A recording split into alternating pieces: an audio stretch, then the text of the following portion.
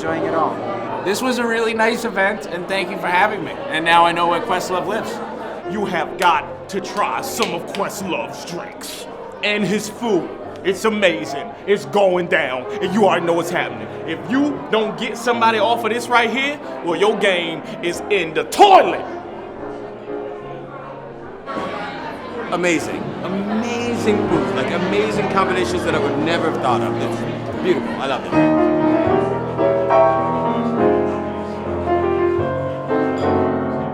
So today we're doing the kimchi grits, and we have some grits on the stove, and we have homemade kimchi that's been fermenting for like 30 days now. Little smoked tomatoes. These are ruby red shrimp. They come out of North Carolina. So we're gonna cook those like really, really gently with a little bit of smoked bacon. Just kind of like a little bit American, a lot of Korean, and on top, we're gonna put a little quail egg, because egg is really, really good with kimchi, and it's really, really good with grits. You get the sauce in there, and it's just like really good, really delicious. I've never had shrimp and grits with an egg yolk before, and it was really inventive. I really loved it. Eggs make everything better. They always do. Makes it a little more rich. That's like a baby egg. Oh my God. Oh.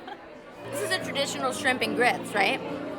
But it's not traditional. Because there's like layers, you know? I'm really happy. I'm very happy. This is how I feed my wife at home, too. It's so ironic. At the Dutch, I'm still trying to define what American food is, like 6 years later. And a big part of it is, I like to call American soul food, which is what your grandmother cooked, what my grandmother cooked. And so the kimchi recipe is a variation of one of our Korean American cook's grandmother's kimchi recipe. It's a little bit taking a classic American thing and mashing it up with a Korean classic. When it comes to food, the first contact you have, it's a visual contact. So it tells you if you're going to like it or not. If it's beautiful and pretty, of course you're going to be attracted to it. I love fashion. I love clothes. I own literally hundreds and hundreds of hats, shoes, lots of jackets. The way that we plate at the restaurant, some plates are with restraint. Some plates are definitely a lot bigger and more boisterous, so it's kind of the feeling of, sometimes I wear a loud shirt like this, sometimes I just wear, a hoodie. Like, you always have a piece of you in every plate of food that you make. Tell my world. What else you want, Jack? Act your eggs. Baby, do a twirl. Yeah, that's good now. You don't have to watch Dynasty. Have an attitude. That's all I do. I'm making a confit piglet with some snow crab, some uni. I made a seaweed like brown butter, and a little pork broth from the pig, and like a sweet potato, little puree, quenelle. It'll be like for some crunch and some acid. We have like a ginger, green onion, kind of Chinatown, kind of slaw, and like pickled cipollinis.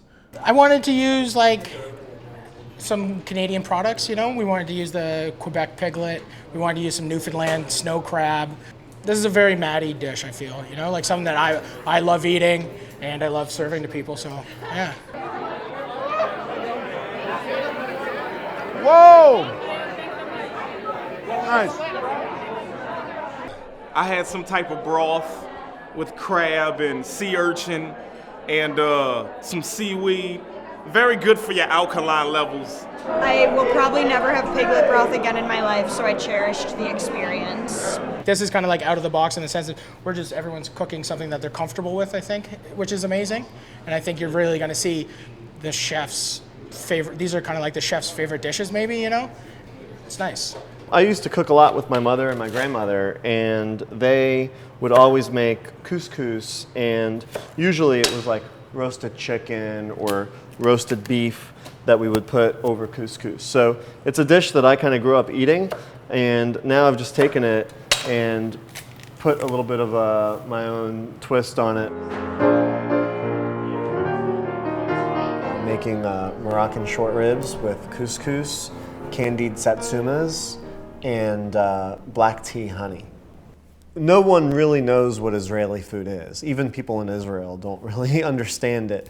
General Tso's chicken is Chinese food, but it's American food. Fajitas are American food. And so in Israel, it is Israeli food, but tonight I'm cooking a Moroccan dish. But that is Israeli food because there's a huge Moroccan population in Israel, and they cook that food all the time. So Israeli food is like Moroccan food because a lot of Moroccans settled in Israel.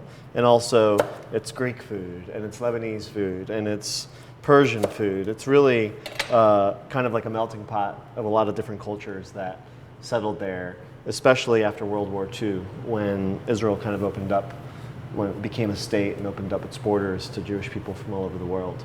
Almost all the food that you're eating in Israel is based off of, groups of people sitting down to eat it together. This is a frozen s'mores. It's a s'mores ice cream. So on the outside you have a honey marshmallow. In the center you have a black truffle caramel ice cream coated with chocolate wafer. It's stuffed on a branch that's been smoked with apple wood. And the last little touch, we're going to toast the marshmallow. It's chewy, it's cold, it's caramelized, and it's toasted. It's really, really good. When it comes to creativity, a lot of different aspects can come up. I remember a few years ago being sick. I had a flu during the winter, and there I had to work a different way. Since I couldn't taste anything, I started thinking of textures, and I focused on the textures more than on the taste. It's really good because you have a mix of textures. It's chewy, it's cold, it's crunchy on the outside. It's ice cream. It's really, really fun to eat. It's a marshmallow wrapped around of chocolate and ice cream. It's like an enigma wrapped in a riddle. Like Oh yeah, this is such. That's nice. Smoky flavors. You're getting the truffle, the creaminess from the marshmallow, the burnt edges. It's a complete dish. Dominique Ansel is a god. Good job. Top. On top? Okay. And then the bottom. Good. Well, take that out. Don't be scared. You seem to embrace the impossible. Try it. I already know it's a masterpiece. To me, it's very important when I create something to bring back childhood memories or emotions. And I think it's all connected to what you eat now and why you remember it as well. All the time that you take to make a dish, and you see someone eat it, and as soon as you see them smile, I know as corny, as a cliche as that sounds, that's really the biggest compliment. Like I love watching from the past, and we have chef's tables at Parts and Labor, and when you see people crushing food, and they stop talking, and they're just sitting there crushing food, and they're smiling, and it makes them happy. That is the best kind of feeling, and it's that's worth it.